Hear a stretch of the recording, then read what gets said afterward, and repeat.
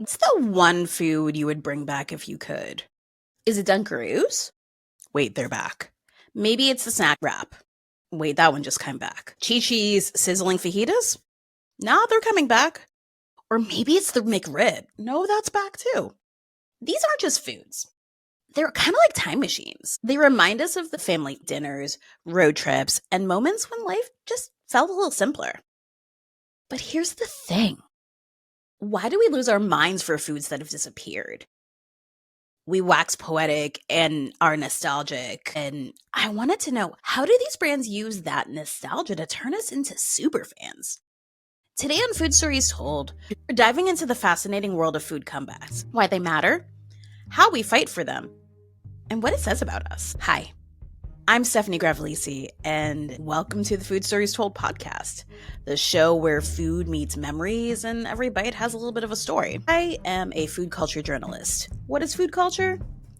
It basically is the stories, foodway, history, origin, and the space that is created around food.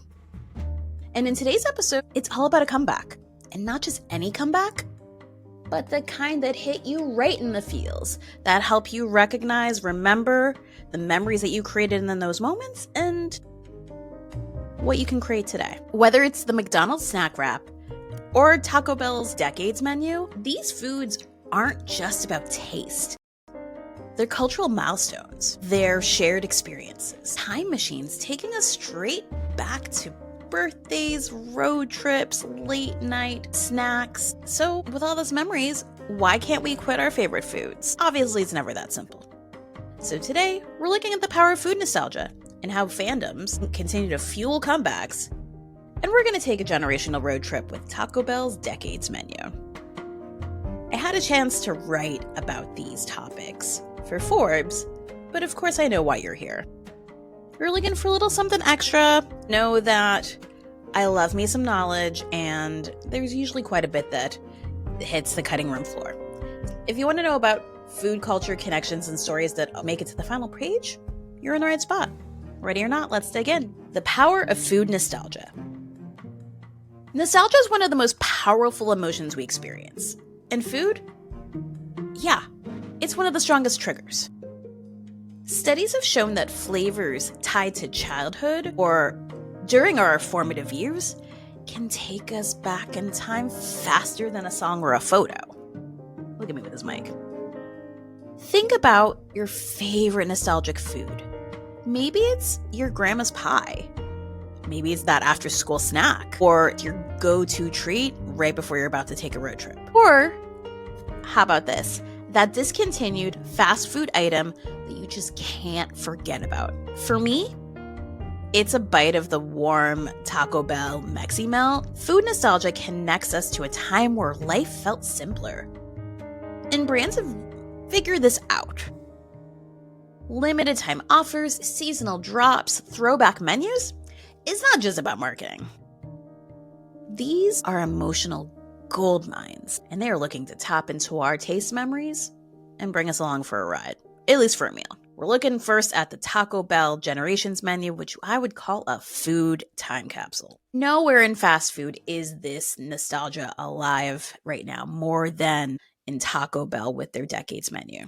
What started on October 1st, the brand decided to serve an ode to over 50 years of history with 5 fan favorite items. And they decided to curate it in a really interesting way. They decided to pick something that connected to each generation, from boomers to Generation Z. Let's take a generational road trip.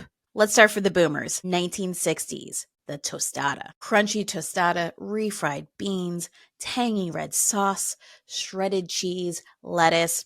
It is a reminder of Taco Bell's beginnings at Glen Bell's California stand. It's fast food at its purest, simplest form. While this isn't your quintessential Mexican-inspired taco, we are not seeing lengua, we're not seeing nopales, regional Mexican cuisine. You know what? Gotta love going back to a very simple taco. Next, the 1970s, a green sauce burrito. Ooh, give me that. The refried beans, onion, cheese, the vibrant green chili sauce. Bold flavors for a bold generation. The latchkey kids, right? They loved life. Uncomplicated, just like this burrito. And then for my generation, millennials, we go with the 80s Mexamelt, seasoned beef, melted cheese, and pico de gallo in a soft tortilla. Pure, cheesy perfection. And then we go for what's the Zennials, or what we call the elder millennials. Honestly, that's your girl right here.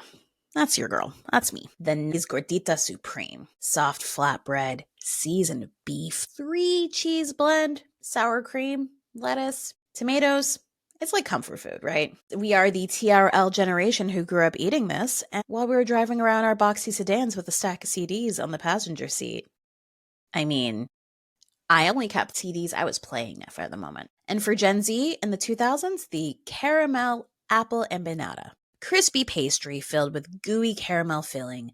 It's a treat for fans who maybe heard from their older siblings or TikTok trends about the old menu, and who they're here for. Decades menu is more than just food. It's shared memories, connecting generations with flavors that bring us. Next, the McRib, a cultural event. The McRib isn't just a sandwich. It's much more than that. It is a season. First launched in 1981, it's an odd but charming combination. A ribbed-shaped pork patty slathered in tangy barbecue sauce, topped with pickles and onions on a bun. The genius isn't what was in its ingredients, but it was the absent. McDonald's doesn't keep this on the menu year-round. Instead, they've turned it into a seasonal tradition. It's scarcity marketing at its best. By making the McRib a limited time offer, McDonald's turns this simple sandwich into a cultural phenomenon. You don't just eat the McRib, you're celebrating it, my guy. Fans mark their calendars every year. Memes flood social media. And the McRib's return every winter feels like a fast foods version of the first snowfall.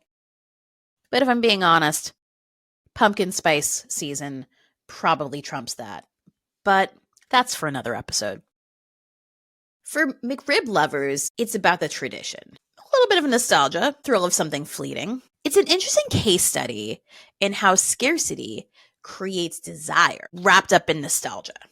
It's not always about what's on the menu, but it's about what's missing. The knowledge of that missing are people wanting the brands to share when it's coming back. And this year goes a little different. You're not only just getting the McRib, you literally can get a jug of sauce. I'm not gonna hold you. I have many feelings on barbecue sauce, but for those people who really mess with it, I love this for you. The snack wrap fandom. Then there's the iconic snack wrap. This is fast food comeback driven entirely by the fans. Introduced in 2006, the snack wrap quickly became a fan favorite.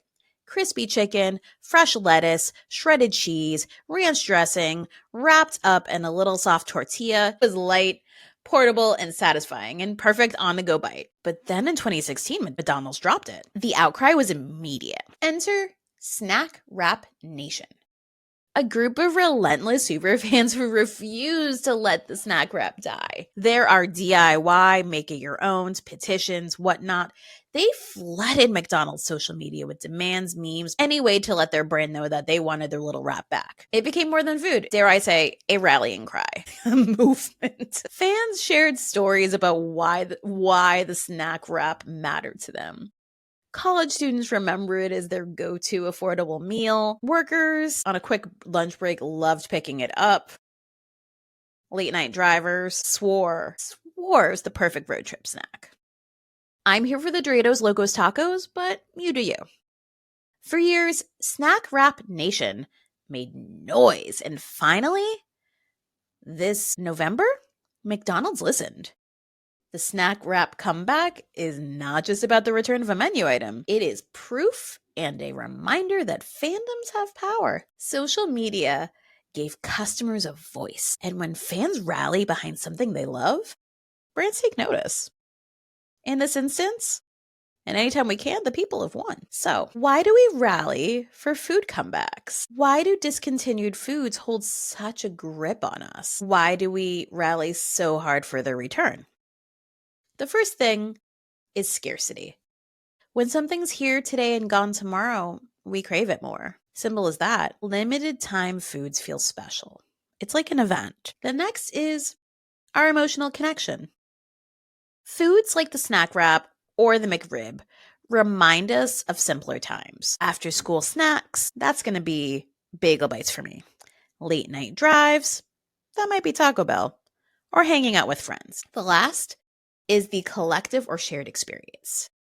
These foods bring people together. Obviously, taste is only one part of it. It is also about the community that forms around it. At its core, the nostalgia we feel when in regards to food is about where we've been, who we were, and why we keep coming back for just one more bite. So I have to ask, what is your ultimate throwback food? The one you'd fight to bring back? Is it the McRib? Is it the gordita?